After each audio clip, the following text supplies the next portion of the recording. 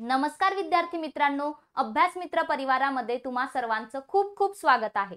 जर तुम्ही कंबाईन 2025 च्या परीक्षेची तयारी करत असाल तर हा व्हिडिओ सुरुवातीपासून शेवटपर्यंत सर्वांनी नक्की बघायचे, कारण या लेक्चरमध्ये या व्हिडिओ लेक्चरच्या माध्यमातून आज मी तुम्हाला जे नवीन विद्यार्थी आहेत जे 2025 साठी कंबाईनची तयारी करताय त्यांना एक गाइडिंग लाईट इथे देणार आहे की कशा प्रकारे तुम्ही कोणत्या वेने गेला पाहिजे। तुम्हाला बऱ्याचशा गोष्टी माहिती जरी नसतील तर त्या सुद्धा मी तुम्हाला इथे सांगणार आहे। ठीक आहे, तर आपण काय करूया, सुरुवातपासून सगळ्या गोष्टी सिलेबस वगैरे सगळं मी इथे तुम्हाला सांगणार आहे। जर 2025 ची गट व किंवा 2026 ला जी गटक होईल, ठीक आहे, ऍक्च्युअली असेल तर ती 2025 चीच, पण परीक्षा आता लेट होईल। ठीक आहे, तर याविषयी आपण बघणार आहोत। त्याआधी लक्षात घ्या, आपण एक फाउंडेशन बॅच 3.0 सुरू केलेली आहे। तर जे विद्यार्थी या वर्षीसाठी तयारी करताय त्यांच्यासाठी एक वर्षभर कालावधी असलेली ही बॅच आहे, ज्याची फी फक्त 2999 रुपये आहे। त्यात पण तुम्हाला एक्स्ट्रा 10% ऑफ मिळून जाईल जर तुम्ही कॅपिटल मध्ये हर्षाली 10 हा कूपन कोड वापरला तर। मित्रांनो, हा कूपन कोड वापरल्यानंतर एक 2700 रुपयापर्यंत तुम्हाला ती बॅच जी आहे ती साधारणपणे मिळून जाईल। यामध्ये तुम्हाला पीडीएफ नोट्स, टेस्ट सिरीज, या व्यतिरिक्त स्टेट बोर्ड बेसिक पासून स्टेट बोर्डचे लेक्चर, त्याच व्यतिरिक्त डिटेल मध्ये आपले लाईव्ह लेक्चर असतील, रेकॉर्डेड लेक्चर्स असतील। सो तुम्हाला हे सर्व इथे बॅच मध्ये पाहायला मिळेल। पूर्व परीक्षेच्या 10 टेस्ट सिरीज, मुख्य परीक्षेच्या आधी 10 टेस्ट सिरीज, अशा टेस्ट सिरीज सुद्धा असतील। ठीक आहे, तर यामध्ये गायडन्स आमचं असणारच आहे। ग्रामर झालं किंवा जीएस झालं, मॅथ्स रिझनिंग झालं किंवा जे मेन्सला कायदे वगैरेचा पार्ट आहे, सगळं तुमचं या बॅच मध्ये कव्हर होणार आहे। तर ही बॅच तुम्ही अभ्यास मित्रच्या ऍप्लिकेशन वरून डाउनलोड करू शकता। डिस्क्रिप्शन बॉक्स मध्ये जी ऍपची लिंक दिलेली आहे, ऍप डाउनलोड करा, लॉग इन करा, जी बॅच परचेस करायची आहे त्यावर क्लिक करा। क्लिक केल्यानंतर तुम्हाला तिथे बॅचची वैशिष्ट्ये लिहून येतात। ही जी बॅचची वैशिष्ट्ये येतात ना, त्याच्याच खाली तुम्हाला कूपन कोड आहे का असं विचारलं जातं। ठीक आहे, मग त्यावर क्लिक करून कूपन कोड जो आहे तो एंटर करा, हर्षाली 10 म्हणून।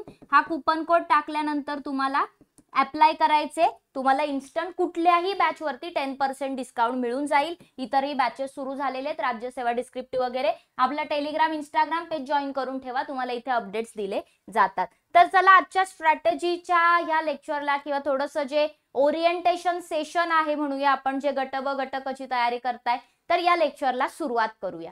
बघा मित्रांनो, पहिल्यांदा तर थोडंसं मेथड काय असते गट ब गटकची। ठीक आहे, तर ही ग्रुप बी, ग्रुप सी च्या ज्या पोस्ट आहेत त्यासाठी एमपीएससी ही एक्झाम घेते। ही एक्झाम वर्षातून आपली एकदा होते। मग यामध्ये पूर्व परीक्षा आणि मुख्य परीक्षा, पूर्व आणि मुख्य परीक्षा असते। ठीक आहे, त्या व्यतिरिक्त जर तुम्ही पीएसआय साठी वगैरे अप्लाय करत असाल, ठीक आहे, तर तुम्हाला इंटरव्ह्यू सुद्धा असतो। ठीक आहे, एसटीआय चं डायरेक्टली लागून जातं। ठीक आहे, पण पीएसआय साठी तुम्हाला इंटरव्ह्यू द्यावा लागतो। मग आता इथे जर तुम्ही पाहिलं तर पूर्व आणि मुख्य साठीचा जो काही मेन पार्ट आहे की काय सिलेबस आपल्याला करावा लागतो, तर एक मॅक्झिमम ग्रॅज्युएशन लेवल, ठीक आहे, ग्रॅज्युएशन लेवलचा अभ्यास तुमचा असला पाहिजे। पात्रता काय असली पाहिजे, खूप जणांना प्रश्न पडतो की मी माझ्या ग्रॅज्युएशनच्या शेवटच्या वर्षात आहे, मी माझ्या डिग्रीच्या शेवटच्या वर्षात आहे, मग मी परीक्षा देऊ शकतो का? येस, जर तुम्ही लास्ट इयरला असाल तर लास्ट इयरचे विद्यार्थी अपियरिंग म्हणून फॉर्म भरू शकतात, तुम्ही एक्झाम देऊ शकता। जर फर्स्ट सेकंड इयरला असेल तर नाही, लास्ट इयरला असेल तर तुम्ही फॉर्म भरू शकता, एक्झाम देऊ शकता। ठीक आहे, सो एक्झाम जी आहे ती पूर्व परीक्षा जी असते, एकच पेपर होतो पूर्व परीक्षेमध्ये। राज्यसेवेमध्ये 2 पेपर असतात, पण कंबाईन मध्ये पूर्व परीक्षेचा एकच पेपर असतो, ज्याला आपण जीएस पेपर म्हणतो। ठीक आहे, सो हा जो पेपर 1 आहे यामध्ये एकूण 100 प्रश्न असतात आणि 100 मार्कांसाठी असतात। सो एक प्रश्नाचा 1 मार्क असतो। नेगेटिव्ह मार्किंग असते का? येस असते। 1/4 नेगेटिव्ह मार्किंग आपल्याला बघायला मिळते। जर का 4 प्रश्न चुकले तर एका बरोबर प्रश्नाचे सुद्धा मार्क्स तुमचे मायनस होतील। ठीक आहे, सो 1/4 नेगेटिव्ह मार्किंग पाहायला मिळते। तर एक तुम्हाला डिग्री लेवलचा सिलेबस असतो। ठीक आहे, क्वेश्चन पेपर जो आहे तो मराठी मधून सुद्धा असतो आणि इंग्रजी मधून सुद्धा प्रश्न दिलेले असतात। इथे चॅलेंजिंग काय असतं तर एका तासामध्ये तुम्हाला 100 प्रश्न सोडवायचे असतात। ठीक आहे, आणि त्यामध्ये मॅथ्स रिझनिंग सुद्धा असतं। ठीक आहे, सो एमसीक्यू फॉर्मॅट मध्ये तुमचं हे जे पॅटर्न आहे तो तुम्हाला एमसीक्यू फॉर्मॅट मध्ये बघायला मिळतो पूर्व परीक्षेचा। गट व घटकासाठी तसंही एनिवेज सध्या तरी पॅटर्न हा एमसीक्यू फॉर्मॅट मध्येच आहे. ठीक आहे, तर एमसीक्यू फॉर्मॅट मध्ये हा पेपर होतो. मग या पेपर मध्ये जी काही कट ऑफ लागेल, जो या कट ऑफला पार करून जाईल, जो कट ऑफ क्वालिफाय होईल, तो काय होतो, मेन्स साठी क्वालिफाय होतो. ठीक आहे, सपोज या वर्षीची कट ऑफ जी आहे ती 62 लागली होती, तर ज्याला 62 किंवा 62 पेक्षा जास्त मार्क्स आले तोच मुलगा आता मेन्स देऊ शकतो. सिंपल. ठीक आहे, जितक्या जागा निघतील त्यानुसार मग सगळ्या जागांचा रेशो वगैरे बघून कट ऑफ ठरत असते. कॉम्पिटिशन सुद्धा वाढत चाललेली आहे. ठीक आहे, तर ते पण लक्षात घ्या. मग आता जेव्हा तुम्ही प्रिलियम्स देता तर प्रिलियम्स मध्ये काय काय सिलेबस आहे, 100 मार्कांचे जे 100 प्रश्न सोडवायचे आहेत एक तासामध्ये, तर त्यात काय असतं, त्यामध्ये तुम्हाला चालू घडामोडी दिलेल्या असतात. करंट अफेअर्सचे क्वेश्चन असतात. एक 10 क्वेश्चन तुम्हाला करंट अफेअर्स वरती दिसतील. ठीक आहे, मग या करंट अफेअर्सच्या प्रश्नांमध्ये काय विचारलं जातं, तर करंट अफेअर्सच्या प्रश्नांमध्ये भारतातील आणि वर्ल्ड लेवलवरील करंट अफेअर विचारलं जातं. सिंपल, मागच्या 18 महिन्यांचं, ठीक आहे, परीक्षेची दिनांक जी पण आहे त्याच्या मागच्या 18 महिन्यांचं जे करंट अफेअर आहे ते व्यवस्थित करून घ्यायचं, त्यावरती प्रश्न येतात. मग मी तुम्हाला याआधी एक व्हिडिओ बनवून ऍड केला होता ज्यामध्ये मी कंबाईनची बुक लिस्ट सांगितलेली आहे. सो करंट अफेअर साठी काय वाचलं पाहिजे हे मी तुम्हाला तिथे सांगितले, तर ते नक्की बुक लिस्ट बघा आणि ते सोर्सेस तुमच्याकडे असू द्या. सो 18 महिन्यांचं करंट यामध्ये विचारलं जातं. मग क्रीडा असेल, राजकीय, आर्थिक सगळ्या घडामोडी, व्यक्ती वगैरेंवर विचारलं जातं. त्यानंतर नागरिक शास्त्र, ज्याला पॉलिटी म्हणतो आपण, सो एक 15 प्रश्न तुम्हाला नागरिक शास्त्राचे यामध्ये पाहायला मिळतील. मग या 15 प्रश्नांमध्ये भारताची जी राज्यघटना आहे त्यावरती आपल्याला क्वेश्चन असतात. त्याचबरोबर प्रशासनावरती राज्याच्या काय असतात प्रश्न असतात. थोडंसं ग्राम प्रशासनावरती क्वेश्चन असतात. पंचायत राजवरती आपल्याला क्वेश्चन दिसतात. सो असे 15 प्रश्न जे आहेत ते पॉलिटी मध्ये येतात. त्यानंतर इतिहासाचे 10 प्रश्न आपल्याला येतात. इतिहास जो आहे, इतिहासामध्ये आपल्याला आधुनिक भारताचा इतिहास जो आहे तो विचारतात, पण स्पेशली महाराष्ट्राचा इतिहासावरती फोकस असतो. जे काही समाज सुधारक आहेत, काही व्यक्ती आहेत, तर त्यांच्यावर फोकस असतो. महाराष्ट्राचा इतिहास खूप मेजरली विचारला जातो. बघा, गट ब घटकामध्ये तेच आहे की महाराष्ट्राच्या पार्टवरती जास्त फोकस असतो. भूगोल जे आहे, भूगोल अगेन 10 प्रश्न येतात. भूगोलावरती 10 मार्कांसाठी असतं, ज्यात महाराष्ट्राचा भूगोल आणि भारताचा भूगोल असतो, पण त्यामध्ये विशेषली महाराष्ट्राचा विशेषता असतं. त्यानंतर मग पृथ्वी, जगातील विभाग, हवामान, अक्षांश, रेखांश, महाराष्ट्रातले जमिनीचे प्रकार, पर्जन्यमान, थोडक्यात मृदेचे प्रकार, पर्जन्यमान, प्रमुख पिकं, शहरे, नद्या, उद्योगधंदे यावर आपल्याला प्रश्न विचारले जातात. ठीक आहे, तसंच इकॉनॉमी मध्ये, अर्थव्यवस्थेमध्ये 15 प्रश्न विचारले जातात. आता या 15 प्रश्नांमध्ये काय काय असतं, तर या 15 प्रश्नांमध्ये आपल्याला भारतीय अर्थव्यवस्थेची वैशिष्ट्ये जी आहेत, वैशिष्ट्य म्हणण्यापेक्षा वैशिष्ट्य नाही तर जे काही गोष्टी जसं की राष्ट्रीय उत्पन्न, हे वेगवेगळे फॅक्टर्स अभ्यासतो. राष्ट्रीय उत्पन्न, कृषी, उद्योग, परकीय व्यापार, बँकिंग, लोकसंख्या, दारिद्र्य व बेरोजगारी, मुद्रा आणि राजकोषीय नीती यांचा आपल्याला अभ्यास करावा लागतो. आता इथे काही सगळा सिलेबस दिलेला नाहीये तुम्हाला की हा मुद्दा याच्या, मग तुम्ही समजून घ्यायचं जेव्हा इत्यादी आलंय त्या इत्यादी मध्ये बाकी गोष्टी आल्या. ठीक आहे, अर्थसंकल्प, लेखा परीक्षण इत्यादी गोष्टी आपल्याला थोड्याशा कराव्या लागतात. आर्थिक सर्वेक्षण करावं लागतं, तो अहवाल असतो तो बघावा लागतो. अर्थसंकल्प भारताचा, महाराष्ट्राचा बहुत गोष्टी कराव्या लागतात. ठीक आहे, त्यानंतर एक 15 प्रश्न आपल्याला कशावर दिसतात, सामान्य विज्ञानावर दिसतात. आता सामान्य विज्ञानामध्ये कसं कन्व्हर्जन असतं, तर जे काही बायोलॉजीचा पार्ट आहे त्याचे 9 प्रश्न, फिजिक्सचे 3 प्रश्न आणि केमिस्ट्रीचे 3 प्रश्न, असं इथे काय केलं जातं, डिव्हिजन केलं जातं. मग बायोलॉजी मध्ये तुमचं वनस्पतीशास्त्र आलं, आरोग्यशास्त्र आलं, प्राणीशास्त्र आलं, केमिस्ट्रीचे 3 आणि फिजिक्सचे 3 असे काय केलेले असतात, तर प्रश्नांचं डिव्हिजन झालेलं असतं. ठीक आहे, उरलेलं 20 मार्कांचे प्रश्न जे आहेत ते तुम्हाला बुद्धिमापन चाचणी आणि अंकगणित, रिझनिंग आणि मॅथ्स वरती विचारलेले असतात.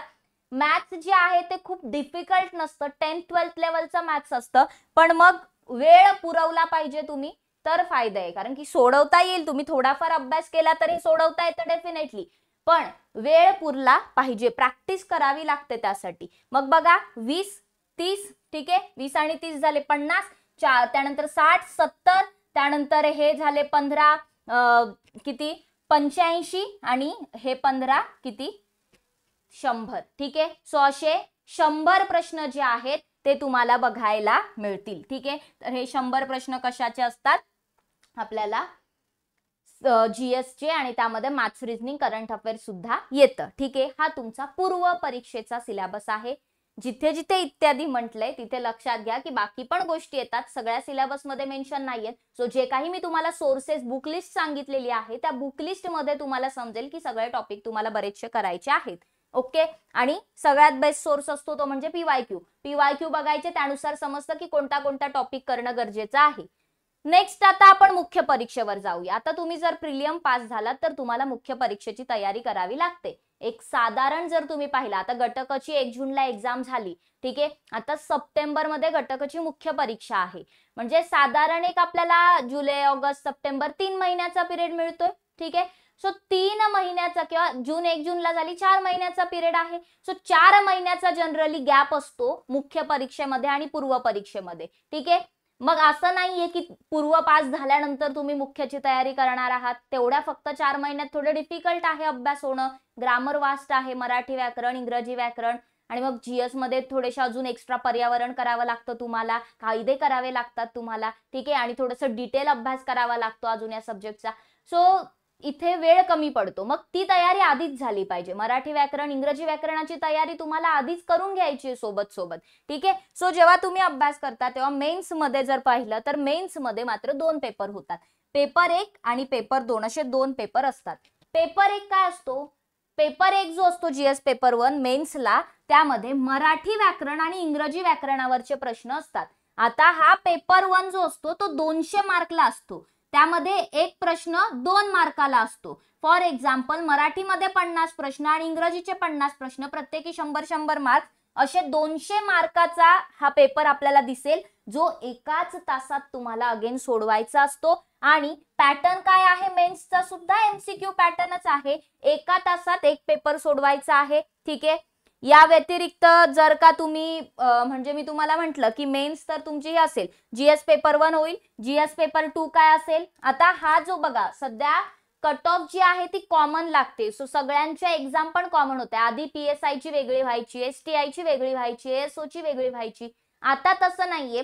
आता कॉमन सिलेबस, एकच परीक्षा होते, कट ऑफ कॉमन लावतात. म्हणजे पहिली प्रिलियम्सची कट ऑफ कॉमन लावतात आणि नंतर मग फायनल रिझल्ट जेव्हा लागतो तेव्हा जागांनुसार वेगवेगळ्या कट ऑफ लागतात. ओके. सो आता जर पाहिलं तर पेपर 2 जो आहे, या पेपर 2 मध्ये काय असतं तर मॅथ्स, रिझनिंग आणि GS. म्हणजे प्रिलियम्सला आपण जे पेपर, प्रिलियम्सचा जो पेपर होता त्यामध्ये जे आपण सब्जेक्ट पाहिलेले ते सब्जेक्ट मेन्सला पेपर 2 मध्ये येतात. इथे 100 प्रश्न 200 मार्क्स. प्रिलियम्सला 1 मार्काला होता, इथे 2 मार्काला असेल. सो थोडक्यात काय तर 400 मार्काचा हा मेन्सचा MCQचा टोटल पेपर असतो. ओके. मग आता मार्क जेव्हा पकडले जातात तेव्हा क्वालिफाईंग वगैरे इथे असं काही नाहीये. इथे तुमचा स्कोर कॅल्क्युलेट होतो, तुमचे मार्क्स कॅल्क्युलेट होतात. सो तुमचा स्कोर टोटल 400 मधून किती येतोय यानुसार तुमचं काय होतं तर रिझल्ट लागतो. ठीक आहे. मग जर का तुम्ही STI ASO करत असाल तर काही प्रॉब्लेम नाही. मेन्स पास झाला डायरेक्ट कट ऑफ लागेल, तुम्हाला पोस्ट मिळेल जर तुमचे मार्क्स जास्त असतील तर.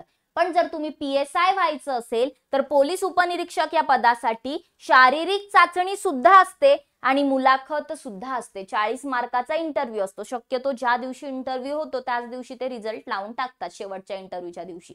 ठीक आहे. सो असं होतं. आणि 100 मार्काची काय असते शारीरिक चाचणी असते. आता त्याला थोडं क्वालिफाईंग वगैरेच गोष्टी सुरू आहेत. ठीक आहे. तर मग इथे जर पाहिलं तर हा मेन्सचा पॅटर्न झाला. सो प्री मध्ये काय असतं, मेन्स मध्ये कसा पेपर असतो ते पाहिलं. मग मेन्सचा पण एकदा सिलेबस बघूया. लक्षात घ्या गट ब आणि गट क च्या मेन्सचा सिलेबस सेमच आहे. ठीक आहे. फक्त एकच फरक आहे की जी RTO ची पोस्ट आहे गट क मध्ये त्याचा सिलेबस वेगळा आहे. बाकी सिलेबस सेम आहे. आणि गट क ची जी RTO ची पोस्ट आहे यावर्षी तर त्याच्या जागा सुद्धा नव्हत्या. ठीक आहे. नंतर ऍड होतील वगैरे ती दुसरी गोष्ट. आता इकडे जर आपण अभ्यासक्रम पाहिला मेन्सचा तर मेन्सचा सिलेबस काय, मराठी इंग्रजी मध्ये तुम्हाला जो शब्द संग्रह सगळ्यात महत्वाचा पार्ट वोकॅब्युलरी. ठीक आहे. वोकॅब करावं लागतं. त्यानंतर वाक्यरचना, सेंटेन्स स्ट्रक्चर, व्याकरण, ग्रामर, म्हणी व वाक्यप्रचार, इडियम्स अँड फ्रेजेस, ठीक आहे, मग त्यांचा अर्थ काय आहे, त्यांचा उपयोग काय आहे, मीनिंग्स अँड ठीक आहे. त्याचबरोबर उतारावरील प्रश्नांची उत्तरे, कॉम्प्रिहेन्शन ऑफ पॅसेज देतात. म्हणजे इथे काय झालं तर मराठी इंग्रजीमध्ये सिलेबस जो आहे तो सेम आहे, एवढंच की इंग्रजीमधून करायचे काही मराठीतून करायचे. ठीक आहे, सो हे सगळे पार्ट आले. मग जेव्हा व्याकरण आलं तर व्याकरणामध्ये बऱ्याच गोष्टी आल्या. ठीक आहे, सो सगळं तिकडे तुम्ही शिकणार, संधी बिंदी सगळं येणार. पुढे बघा, पेपर 2 जो आहे जीएसचा जो पेपर होतो, ठीक आहे, आणि मॅथ्स रिझनिंगचा. आता यामध्ये चालू घडामोडी असतात, करंट अफेअर्स असतात. अगेन तुम्हाला मग 18 महिन्याचं ते आणि मेन्स पर्यंतचे काही महिने करावे लागतात. ठीक आहे, 20 महिन्याचं साधारण करंट करावं लागतं. त्यानंतर जर पाहिलं तर जे काही आपलं मॅथ्स रिझनिंगचा पार्ट आहे, ठीक आहे, रिझनिंग मध्ये तुम्हाला एक असे प्रश्न असतात की किती तुम्ही त्याचं आकलन करून उत्तर देऊ शकता. तुमची आकलन क्षमता पाहिली जाते. ठीक आहे, विचार करण्याची क्षमता पाहिली जाते. अंकगणित सांख्यिकी असतं बेसिक 11वी 10वी लेवल पर्यंत, 12वी मॅथ्स लेवलचं. ठीक आहे, त्यानंतर माहितीचा अधिकार अधिनियमावरती प्रश्न असतात 1 ते 2. ठीक आहे, सो हा जो माहितीचा अधिकार अधिनियम आहे, त्याचबरोबर महाराष्ट्र लोकसेवा हक्क अधिनियम आहे, हे मेन्स मधले कोर टॉपिक आहेत. यावर प्रिलियम्सला प्रश्न येत नाही. ठीक आहे, त्यानंतर पॉलिटीमध्ये आपल्याला संघ राज्य व्यवस्था, राज्यघटना, स्थानिक स्वराज्य संस्था, कार्यकारी मंडळ, न्याय मंडळ, विधिमंडळाचा अभ्यास करावा लागतो. मग इथे तुमचं राज्यघटना कशी तयार झाली, त्याची प्रस्तावना काय होती, त्याची भूमिका स्पष्ट करायची, घटनेतली कलम झाली किंवा जी काही वैशिष्ट्ये आहेत, केंद्र राज्य संबंध झाले, निधर्मी राज्य, मूलभूत हक्क व कर्तव्य, मार्गदर्शक तत्वे, युनिफॉर्म सिव्हिल कोड, स्वतंत्र न्यायपालिका, राज्यपाल, मुख्यमंत्री, मंत्रिमंडळ, त्यानंतर राज्य विधिमंडळ, विधानसभा, विधान परिषद सगळं. ठीक आहे, विधी समित्या वगैरे, या सगळ्यांवरती क्वेश्चन्स आपल्याला येतात. आधुनिक भारताचा विशेषतः महाराष्ट्राचा इतिहास, यामध्ये समाज सुधारक मेजरली महत्वाचे व्यक्ती आपल्याला बघावे लागतात. 1885 पासून 1947 पर्यंत ज्या काही सामाजिक सुधारणा झालेल्या आहेत, आर्थिक सुधारणा झालेल्या आहेत, स्वातंत्र्यपूर्व भारतातील जे काही वर्तमानपत्रे होती त्यावर प्रश्न विचारला जातो. शिक्षणाचा परिणाम, स्वातंत्र्यपूर्व काळातील समकालीन चळवळी, राष्ट्रीय चळवळी, महिला वगैरे त्या सगळ्यांवर प्रश्न येतो. भारताचा महाराष्ट्राचा भूगोल आपल्याला विचारतात, त्यामध्ये फिजिकल जॉग्राफी भारताचा येतो, महाराष्ट्राचा येतो. मुख्य प्राकृतिक फिजिओग्राफिक विभाग येतात. ठीक आहे, प्राकृतिक विभाग भारताचे महाराष्ट्राचे. हवामानशास्त्र, पर्जन्य, तापमान, पर्जन्यातील विभागावर बदल, नद्या, पर्वत, पठार, भूरूपे, राजकीय विभाग, प्रशासकीय विभाग, नैसर्गिक संपत्ती, वने, खनिजे, मानवी सामाजिक भूगोल, लोकसंख्या, लोकसंख्येचे स्थानांतर, त्यांचं उगम, त्यानंतर डेस्टिनेशन. ठीक आहे, ग्रामीण वस्त्या, तांडे, झोपडपट्ट्या, सेटलमेंट वगैरेचे प्रश्न येतात. पर्यावरण सुद्धा आपल्याला मेन्सला विचारलं जातं. खूप जणांना असं वाटतं की कंबाईनसाठी पर्यावरण गरजेचं नाहीये. पूर्व परीक्षेत पर्यावरणावर प्रश्न येत नाही, पण मुख्य परीक्षेमध्ये पर्यावरणावर प्रश्न येतो. कसा रिलेटेड येतो असं इथे तुम्हाला परिसंस्था परिस्थितीकीवर नाही येणार, पण तुम्हाला थोडंसं काय विचारलं जातं की मानवी विकास रिलेटेड पर्यावरण जे आहे त्या गोष्टी, किंवा पर्यावरण पूरक विकास, नैसर्गिक साधन संपत्ती जी आहे त्याचं संधारण, वनसंधारण, विविध प्रकारची प्रदूषणे, पर्यावरणीय आपत्ती, पर्यावरण संवर्धनामध्ये कार्यरत असलेले राज्य, राष्ट्र पातळीवरच्या, जागतिक पातळीवरच्या संघटना, यांचा आपल्याला अभ्यास करावा लागतो. तसंच सामान्य विज्ञान व तंत्रज्ञान, भौतिकशास्त्र, रसायनशास्त्र, वनस्पतीशास्त्र, प्राणीशास्त्र, आणि यामध्ये सायन्स टेक मध्ये सुदूर संवेदन, रिमोट सेन्सिंग, हवाई व ड्रोन छायाचित्रण झालं, त्यानंतर भौगोलिक माहिती प्रणाली झाली, याचं उपयोजन झालं. या सगळ्या फॅक्टर्स वरती क्वेश्चन विचारला जातो. हा पण कोर मेन्सचा फॅक्टर आहे. हे सगळं आपल्या बॅचेस मध्ये तुम्हाला शिकवलं जाईल मित्रांनो.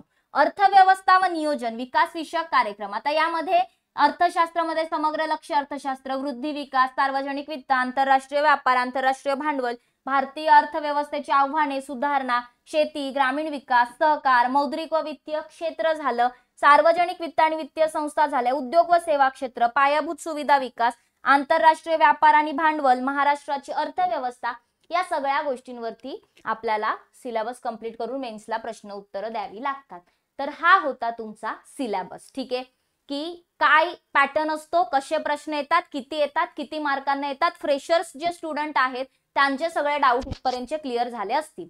आता एक्झाम कधी आहेत तर सध्या ज्या डेट्स आहेत आपल्या समोर, सध्याच्या ज्या एक्झाम आहेत, जर कोणी असं असेल ज्याने गटक पूर्व परीक्षेची तयारी केली होती आणि त्यामध्ये चांगला स्कोर येतोय, तर मेन्सचा अभ्यास तुम्ही सुरू करू शकता. कारण गटक मुख्य परीक्षा 21 सप्टेंबर ला आपल्याला दिसते, ठीक आहे.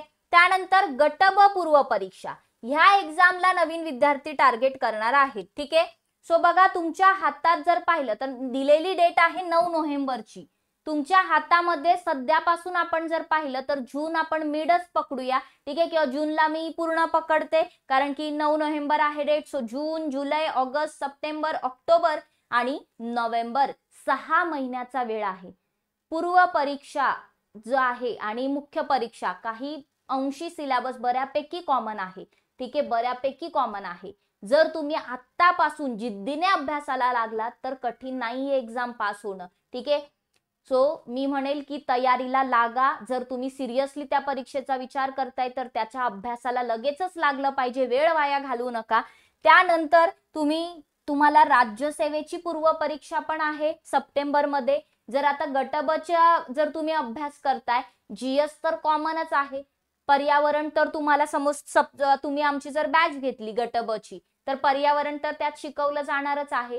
सो तुम्हाला पर्यावरण इकडे पूर्व परीक्षेला कामी येईल. फक्त वेगळं काय असेल, जगाचा भूगोल, तेवढा एक थोडासा पाठ तुम्हाला करावा लागेल इकडून तिकडून. बाकी तुमचं ह्या बॅच मध्ये किंवा ह्या परीक्षेच्या तयारीमध्ये राज्यसेवेची पूर्व परीक्षेची तयारी होऊन जाते. पण राज्यसेवेचा डिस्क्रिप्टिव्ह पॅटर्न आहे, सो त्याची तयारी वेगळी करावी लागते, ठीक आहे. हा, पण मग तुम्हाला कॉन्फिडन्स वाढवायचा असेल तर तुम्ही देऊ शकता ही परीक्षा की मी प्री पास होऊ शकतो की नाही हे चेक करायला, ठीक आहे. सो राज्यसेवा पूर्व परीक्षा आहे. त्यानंतर तुमची येईल ती म्हणजे गटक पूर्व परीक्षा, ठीक आहे. आता गटक पूर्व परीक्षेची ऍड अजून आलेली नाहीये नवीन, कारण की आता नुकतीच झालेली आहे एक परीक्षा. सो याची ऍड येईल, ठीक आहे. साधारण डिसेंबर एंडला किंवा जानेवारी मध्ये आपली ही गटक पूर्व परीक्षा सुद्धा होईल, ठीक आहे. डिसेंबर और जानेवारी मध्ये ही सुद्धा एक्झाम होईल. मग या सगळ्या परीक्षांची तयारी तुमची एका प्रिपरेशन मधून होतीये, ठीक आहे. तर जसं मी तुम्हाला म्हटलं की या परीक्षा समोर आहेत, मग याला टार्गेटेड ठेवून अभ्यास केला पाहिजे. एक प्रॉपर स्ट्रॅटेजी तुमच्याकडे असली पाहिजे. मग काय स्ट्रॅटेजी असली पाहिजे, कशा पद्धतीने अभ्यास केला पाहिजे, तर बघा जे जुने विद्यार्थी आहेत त्यांना तर एकच करायचे, ते म्हणजे रिव्हिजन, रिव्हिजन आणि रिव्हिजन. जिथे चुका होत आहे, जे सब्जेक्ट वीक आहेत त्याला स्ट्रॉंग करणं, ठीक आहे. सो जुन्या विद्यार्थ्यांसाठी बाकी काहीच नाहीये. रिव्हिजन करणं, जास्तीत जास्त प्रॅक्टिस करणं, क्वेश्चन सोडवण्याची जास्तीत जास्त टेस्ट सिरीज सोडवणं आणि करंट अफेअर्स फक्त त्यांना दरवर्षी नवीन करावं लागतंय, ठीक आहे. हे जुन्या विद्यार्थ्यांसाठी ह्याच गोष्टी आहेत. यापेक्षा वेगळं काय, जीएस तर तुमचा झालेला आहे, मेन्सचा सिलेबस झालेला आहे तुमचा, तुम्हाला रिपीट रिवाइज करायचे, ठीक आहे. प्रॅक्टिस करायचे, टाइम मॅनेजमेंट करायचं आहे. जे नवीन विद्यार्थी आहेत त्यांना सुरुवात जी करायची आहे, तर जसं आपली बॅच आहे त्यामध्ये आपण स्टेट बोर्ड घेणार आहोत, ठीक आहे. असं तुम्ही जर स्टेट बोर्ड वाचत बसाल तर तुमच्या कितपत वाचून होतील सर्व स्टेट बोर्ड ते माहिती नाही मला, ठीक आहे. आणि त्यात तुमचा वेळ जाईल. आपली जी बॅच आहे त्यामध्ये आपण 6वी ते 12वी स्टेट बोर्ड जे आहेत ते कंप्लीट करणार आहोत. सर्व विषयांचे व्हिडिओच्या माध्यमातून ते पटापट बघून होतात, ठीक आहे. आयदर तुम्ही वाचू शकता, ठीक आहे. जर बॅच नाही घेतली तर त्या विद्यार्थ्यांनी स्टेट बोर्ड तुमचा बेसिक पक्का आहे, कच्चा आहे, त्यानुसार स्टेट बोर्ड वाचायचे आहेत, ठीक आहे. स्टेट बोर्ड झाले, हे झालं बेसिक. या सोबत तुम्हाला पीवायक्यू चा अनालिसिस करायचा आहे. पीवायक्यू अनालिसिस सगळ्यात गरजेचं आहे. त्याशिवाय जेव्हा वाचतो तेव्हा काय वाचलं पाहिजे नेमकं ते समजत नाही, ठीक आहे.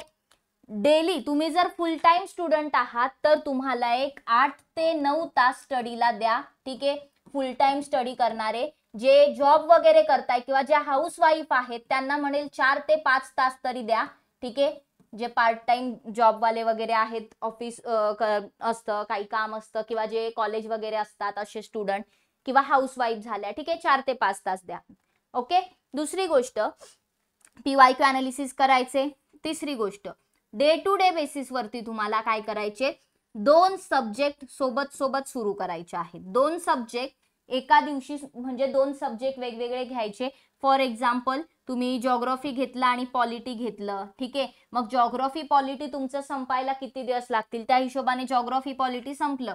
सपोज तुमचे एक 15-20 दिवसात जिओग्राफी पॉलिटी संपलं की त्यानंतर पुढचा हिस्ट्री आणि इकॉनॉमी घ्यायचं, ठीक आहे. जसं एक सब्जेक्ट संपेल तसं दुसरा सब्जेक्ट काय करत चालायचे, घेत राहायचं आहे आणि एक एक करून सब्जेक्ट जे आहेत ते कव्हर करत जायचे आहेत.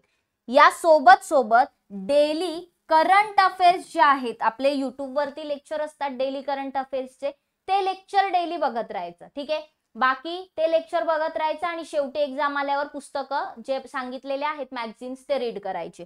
ठीक आहे, सो करंट पण होईल डेली, तुमचे हे जे सब्जेक्ट आहेत 2 ते पण पटापट होतील. ठीक आहे, तर हे आणि सब्जेक्ट म्हणजे काय, रीडिंग कराल सपोज तुम्ही पुस्तकातून. जर तुम्ही बॅच घेतली असेल तर तुम्ही लेक्चर बघणार, लेक्चर बघून झाल्यानंतर रीडिंग करणार, ज्या नोट्स असतील त्याला रिवाइज करणार, हे तुमची पद्धत असेल. ठीक आहे, हे पार्ट टाइम वाल्यांसाठी. आता जे फुल टाइम स्टडी करताय त्यांच्याकडे वेळ आहे एक्स्ट्राचा. 2 सब्जेक्ट सोबतच मेन्सचं ग्रामर एक तुम्ही सुरू करायचं आहे. ठीक आहे, तुम्हाला मराठी किंवा इंग्रजी व्याकरण सुद्धा सुरू करायचे, पटापट तो पण सिलेबस कंप्लीट करून टाकायचा आहे. ठीक आहे, सो या गोष्टी झाल्या पाहिजे. तुमच्या नोट्स ज्या आहेत स्वतःच्या असतील वेल अँड गुड, रिवाइज करायला फायदा होतो. नसतील आपल्या अभ्यास मित्राचा नोट्स पॅक आहे, त्यातून तुम्ही रिव्हिजन करू शकता. पूर्व परीक्षेसाठी त्या बेस्ट नोट्स आहेत, त्या अपडेट पण होऊन येतील आता अजून. सो तुम्ही एकदा तो नोट्स पॅकचं सबस्क्रिप्शन घेतलं की तुम्हाला परमनंट ते अपडेट मिळत राहील त्याचं. ठीक आहे, सो 499 फी आहे, त्यात सगळ्या विषयाच्या PDF नोट्स आहेत आणि बाकी कुपन कोड वगैरे वापराल माझं तर अजून डिस्काउंट तुम्हाला त्यात मिळेल. ठीक आहे, तर बघा ही झाली तुमची स्ट्रॅटेजी की या पद्धतीने तुम्ही केलं पाहिजे. आणि सगळ्यात महत्वाचं, आता परीक्षेला वेळ आहे म्हणून मी म्हणते की एक संडे, जो दर संडे असतो त्या संडेला काय करायचं, 2 पेपर सॉल्व्ह करायचे. ठीक आहे, 2 पेपर सॉल्व्ह करायचे. जे लोक ग्रामर सुरू करणार आहेत त्यांनी एक ग्रामर एक GS चा सुरू करायचा, आणि जे लोक फक्त GS करणार आहेत त्यांनी दोन्ही GS चे पेपर सॉल्व्ह करायचे. अगदी टाइम लावून, 1 तासाचा टाइम लावून काय करायचे, बसून एका जागी ते पेपर, किती प्रश्न सोडवले जात आहे, किती मार्क्स येत आहे त्याचं अनालिसिस करायचे. याने तुम्हाला प्रॅक्टिस होईल, सवय लागेल आणि हळूहळू काय होईल, तर हळूहळू तुम्हाला अंदाज येईल की आपल्याला किती वेळ लागतो. ठीक आहे, इकडे 8-9 तास आहेत तुमच्याकडे. 8-9 तासामध्ये मी तुमचे 4 तास 2 GS साठी टाकले, त्यानंतर 2 तास ग्रामर साठी टाकले, 1 तास रिवाइज कराल. ठीक आहे, 6-7 झाले. 1-1.5 तास काय करा, 1-1.5 तास तुम्ही आपला अर्धा तास डेली करंटला द्या, 30 मिनिटं डेली करंटला द्या, 1 तास मॅथ्स रिजनिंग सोडवा, झोपता झोपता थोडंफार मॅथ्स रिजनिंग करा.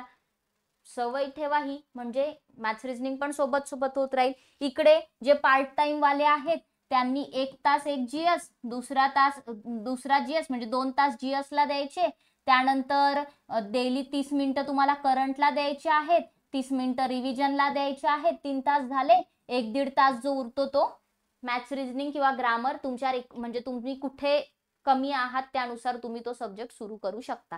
ठीक आहे, सो अशा मेथडने जर अभ्यास कराल तर डेफिनेटली परीक्षेपर्यंत तुमचा सिलेबस कव्हर होईल, तुमची प्रिपरेशन व्यवस्थित होईल आणि जेव्हा परीक्षेला जाल तेव्हा कॉन्फिडंट असाल, पास होऊ शकता. ओके, तर ही थोडीशी मेथड असली पाहिजे अभ्यासाची. बाकी या व्यतिरिक्त काहीही गायडन्स लागलं तर आम्ही तुमच्यासाठी नेहमी आहोत. ठीक आहे, कधीही कॉल मेसेज करू शकता. आपला हा नोट्स पॅक आहे बघा, या 499च्या नोट्स आहेत, ह्या रिव्हिजनसाठी कंबाईनसाठी तर बेस्ट नोट्स आहेत. यामध्ये सायन्सच्या नोट्स ऍड होतील आणि दरवर्षी करंट अफेअर अपडेटेड ऍड होतं. ठीक आहे, तर हा जो 499चा नोट्स पॅक आहे तो जर तुम्ही कुपन कोड वापरला तर तुम्हाला त्यामध्ये अजून 10% डिस्काउंट मिळेल. हर्षाली 10 हा कुपन कोड वापरून घेऊ शकता.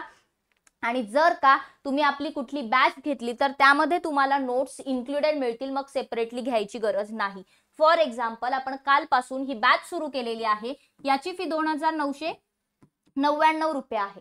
या बॅच मध्ये स्टेट बोर्डचे लेक्चर, लाईव्ह रेकॉर्डेड डिटेल मध्ये लेक्चर, टेस्ट सिरीज, 10 प्रिलियम्सच्या, 10 मेन्सच्या, PYQ sessions, notes, PDF notes, 21,000 daily practice question, 21,000 म्हणजे डेली आपण तुमचे सर्व विषयांचे क्वेश्चन्स होणार, आणि वर्षभर कालावधी असलेली ही बॅच जी तुम्हाला मिळतीये आपल्या ऍप्लिकेशनवर. त्यातही आज उद्यामध्ये तुम्ही ऍडमिशन घ्याल तर कुपन कोड जर अप्लाय केला हर्षाली 10 म्हणून तर तुम्हाला काय होईल, अजून 10% डिस्काउंट मिळून जाईल. तर हा कुपन कोड वापरायला विसरू नका. ठीक आहे, तिथे जिथे बॅचची वैशिष्ट्ये येतात त्याच्या खाली कुपन कोड अप्लाय म्हणून ऑप्शन येतो, त्यावर क्लिक केल्यानंतर तिथे टाकायचा आहे हा कुपन कोड, कॅपिटल मध्ये सगळं टाका. काही अडचण आली, कॉन्टॅक्ट नंबर आहे, कॉल किंवा मेसेज करू शकता.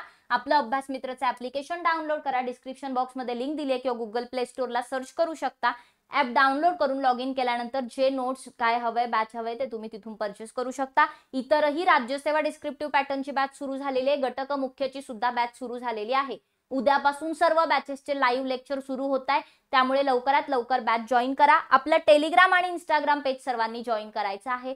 तुम्हाला जर काही प्रॉब्लेम असले तर तिथे तुम्ही कनेक्ट करू शकता. आणि दुसरी गोष्ट, आपले जे डेली लेक्चर होतात त्याची लिंक तिथे मिळते. आयोगाचे अपडेट तुम्हाला इथे मिळतात आणि इन्स्टावरती इंटरेस्टिंग वेने आपण जो कंटेंट आहे तो शिकवण्याचा प्रयत्न करतो. सो आय होप या व्हिडिओ लेक्चरचा तुम्हाला फायदा होईल आणि या माध्यमातून जे नवीन परीक्षा देणारे विद्यार्थी आहेत त्यांना एक मार्ग मिळाला असेल की कशा पद्धतीने आपण गेलो पाहिजे. ठीक आहे, तर बॅच जॉईन करायची असेल तर नक्की तुम्ही ऍप्लिकेशन वरून जॉईन करा. हर्षाली10 हा कुपन कोड वापरा, जेणेकरून एक्स्ट्रा डिस्काउंट तुम्ही अवेल करू शकता.